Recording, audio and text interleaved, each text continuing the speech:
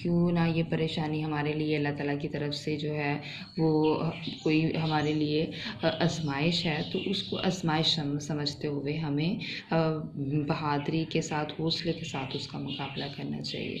تو اس کے بعد جو ہے وہ ہم لوگ اس میں آیت بھی یہ لکھ سکتے ہیں، جب تم کو کوئی مصیبت پہنچتی ہے تو وہ پہلے سے لوہے محفوظ میں موجود ہوتی ہے۔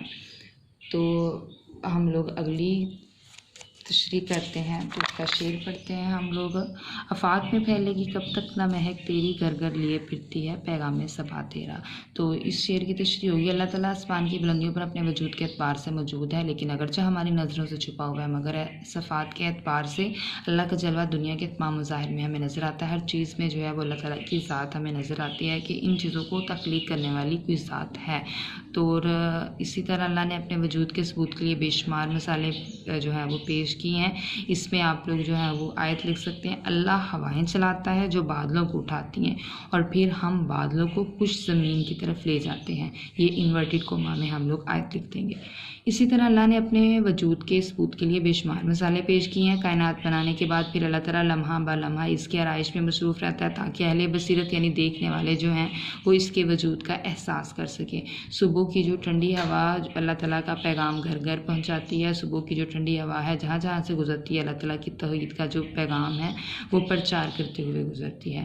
قرآن حکیم میں اللہ تعالیٰ کی طرف سے بھیجی ہوئی آخری کتاب جو ہے وہ قرآن مجید جو ہے وہ آخری کتاب ہے، اور یہ آپ صلی اللہ علیہ وسلم پر نازل ہوئی جو کہ آخری کتاب ہے۔ اس کے وسیلے سے ہی یہ کتاب ہم تک پہنچی ہے۔ اس کتاب میں جگہ جگہ اللہ تعالیٰ کی صفات اور وجود کے اقرار کا سبق دہرایا گیا ہے۔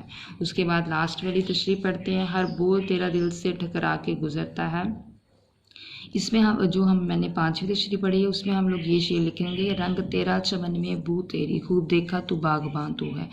اور لاسٹ شعر ہے، ہر بول تیرا دل سے ٹکرا کے گزرتا ہے، کچھ رنگے بیاں حالی ہے سب سے جدا تیرا۔ تو اس آخری تشریح میں جو ہے وہ مولانا الطاف حسین حالی جو ہے وہ کہتے ہیں، شاعر کہتے ہیں کہ 1857 کی ناکام جنگ آزادی کے بعد کی قدیم جو شاعری تھی وہ کام نہ آ سکی، اس لیے حالی نے اپنی شاعری میں اخلاقی پہلوؤں پر زیادہ توجہ دی اور قدیم اخلاقی قدروں کو نئے معاشرے کے لیے زیادہ ضروری سمجھا اور مسدسِ حالی لکھ ڈالی۔ دراصل وہ سمجھتے تھے کہ جہاں فن شعر کی اصلاح ممکن ہو وہاں انسان بھی فلاح پا سکتے ہیں۔ تو انہوں نے جو ہے وہ اپنی شاعری کو جو ہے وہ نیا رنگ دیا۔ مولانا الطاف حسین حالی نے اپنی شاعری کو قومی اصلاح کا زیور بنایا۔ مسدسِ حالی میں اسلام کی ابتدائی شکل جو ہے اور مسلمانوں کے عروج و زوال کو دلکش انداز میں بیان کیا، خیالات میں پاکیزگی بیان کی، الفاظ اور بیان دونوں ذات ہیں۔ وہ خوب کہا کرتے تھے کہ اب ایسی شاعری کی ضرورت ہے جس سے ہماری قوم اور ملک کو فائدہ پہنچے۔ تو حالی نے زیر تشریح شعر میں اپنے فن کی عظمت کو ظاہر کیا اور ان کے شعروں کے تاثیر سے لوگوں کے دل کو متاثر کرتی ہے۔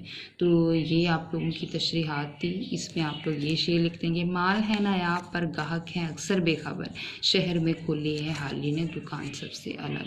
تو یہ آپ لوگوں نے 4 تشریحات جو ہیں یہ اچھے سے تیار کر لیں گے۔ اوکے، خدا حافظ۔